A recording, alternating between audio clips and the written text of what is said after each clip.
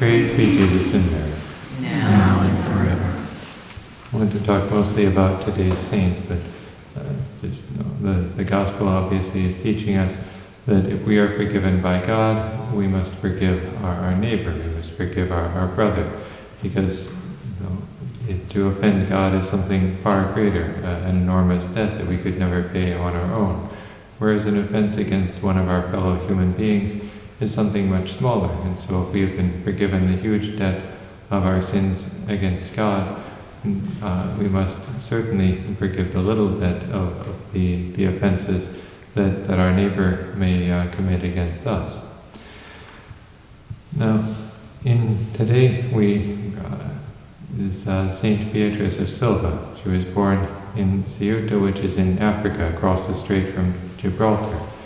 This was Portuguese territory at the time. Her father had fought to conquer it. The family was a noble one, and she was related to the Princess Isabella, the daughter of Prince John of Portugal. She grew up with Princess Isabella in their court. And in 1447, Isabella married King John II of Castile, and Beatrice went to live with her in the court. She was very beautiful, and this aroused jealousy in the court. The jealous people told lies to the queen about Beatrice, and she came to believe, that is, the queen came to believe that her beloved relative was plotting to have her killed so that she could become the queen. So the queen locked her up in a poorly ventilated underground vault and left her to die. Saint Beatrice, in distress, prayed to Mary Immaculate, begging her to save her. And Our Lady appeared to her, carrying the child Jesus and dressed in a white habit with a blue mantle. She assured Beatrice that she would not die there. Rather, she would found a great order dedicated to the Immaculate Conception, whose daughters would wear a habit like the one she could see Mary wearing. After 3 days, Beatrice's uncle got the queen to tell her what had happened to Beatrice. She took him down to the vault to show him the body of the supposed traitor. But when she opened the vault, Beatrice was not dead or haggard from 3 days of confinement. Rather, she was literally glowing from the after effects of the vision. The obvious miracle made her innocence clear. Beatrice left the court and became a nun. She lived about 30 years in a Dominican monastery in Toledo. Then in 1484, she was finally able to begin her mission of founding the Order of the Immaculate Conception. Queen Isabella the Catholic, the daughter of that Queen Isabella who had locked up St. Beatrice, gave her the castle of Galliano to use as their first monastery. The nuns wore a white habit with a blue mantle, and initially followed a modified Cistercian rule. 5 years later, on April 30th, 1489, Pope Innocent VIII approved the foundation and the rule. St. Beatrice died a little over a year later, before the monastery had really got going. After her death, the community was combined with a community of Benedictine nuns, and this combined community kept the same Marian habit, but would now follow the rule of the Poor Clares. There was a period of uncertainty and difficulty for the young community. Cardinal Cisneros, a Franciscan and the Bishop of Toledo, was given the charge of reforming the religious orders of Spain. So he worked also to reform or to set in order the Conceptionist Poor Clares. He moved these nuns to a new and larger monastery and helped complete the final form of their Poor Clare rule, which was approved in 1511. Some see the fact that they became Poor Clares as a mistake, because it didn't happen during the life of the Foundress. However, St. Beatrice's brother was Blessed Amadeus, the founder of a Franciscan reform, so she may well have had something Franciscan in her spirituality as well. But the most convincing proof that it was not a mistake was the way that the Conceptionist Poor Clares flourished. The first new monasteries were in Spain, but by 1540 they were already in Mexico, which had only gotten a bishop 10 years before. At its peak, the order had 200 monasteries, and in 1976, when St. Beatrice was canonized, there were 3,000 nuns in 150 monasteries. So it is indeed a great order, as Our Lady said it would be, not just in numbers, but also for some of its notable members. One of them is Venerable Inés de San Pablo, who was the first to promote consecration to Marian, a slavery of love, as a mass phenomenon, as opposed to an isolated devotion. She was born in 1563 in Spain and was clothed with a Conceptionist habit in the monastery of Alcalá de Henares on October 7, 1575. There she founded the first confraternity of Marian slavery, which is approved on August 2, 1595. She was not a writer. It was two Franciscan theologians who prepared the statutes for the confraternity and wrote booklets to explain the devotion, Juan de los Ángeles and from Melchor de Cetina.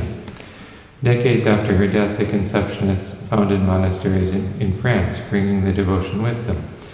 And thus Cardinal de Berulle came to know of it. It became part of the French school of spirituality.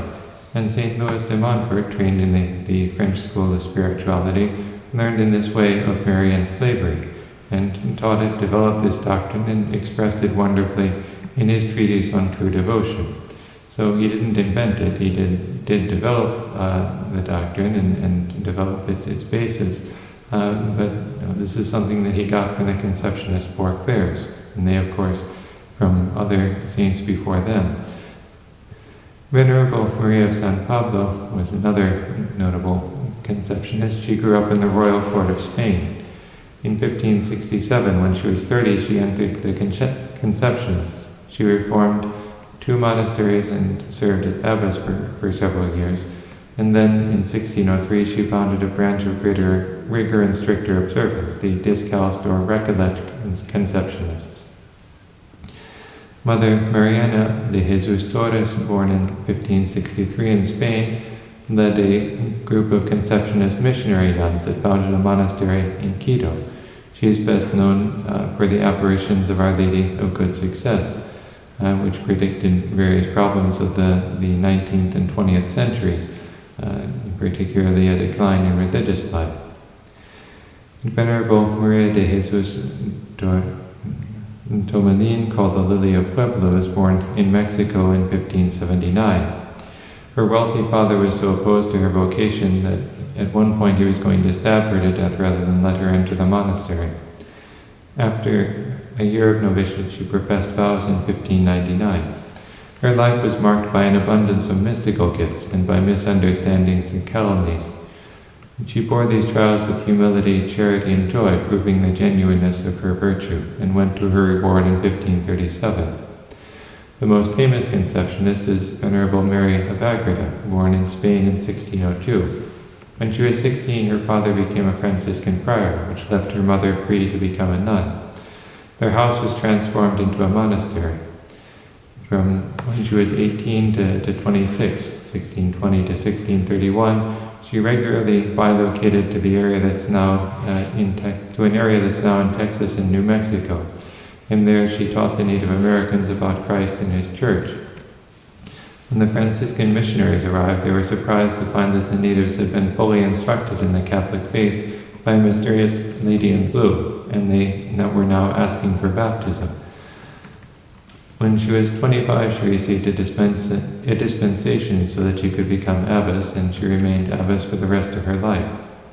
She had revelations about the life of the Mother of God and wrote them down. But a confessor who was there as a substitute for about a month ordered her to burn the manuscript, and this she obediently did, even though she'd written it in obedience. When the regular confessor returned, she had to write it again, and again she obeyed, finishing in 1660. This is the book known, or in multiple volumes, The Mystical City of God, which speaks of Our Lady as the mystical city of God that descended from heaven. She died on Pentecost Sunday, 1665. Leaving aside other venerables, the last figure of note is Venerable Maria de los Ángeles Sorazu, who was born in Spain in 1873. At 18, she entered the monastery of the Most Pure Conception in Valladolid, and in 1904 she became its abbess, a position she held for the rest of her life. She was favored with revelations and seems to have been especially connected to St. Louis de Montfort. She often thought that her guardian angel was the same guardian angel that he had had, and in a vision he called upon her to break down a metaphorical wall that was restraining sanctity in the church, so that Marian devotion could freely expand. This obstacle seems to be the false idea that Mary is somehow a hindrance rather than a help to union with God, someone who might be useful to us in the beginning, but who must eventually be set aside so that we can be mystically united with the Trinity. That was not her experience, as she found the Trinity in Mary, and God explained to her that those who think that they unite themselves to God directly are in fact united through Mary but don't realize it. She wrote, "I owe everything to the Blessed Virgin. Although I tended toward perfection, observance, and the practice of virtues, when I consecrated myself to Our Lady, I was still far from God, full of defects, like a wild trunk that stands without fruit. But as soon as the Marian life was established in my soul, this trunk grew with surprising rapidity."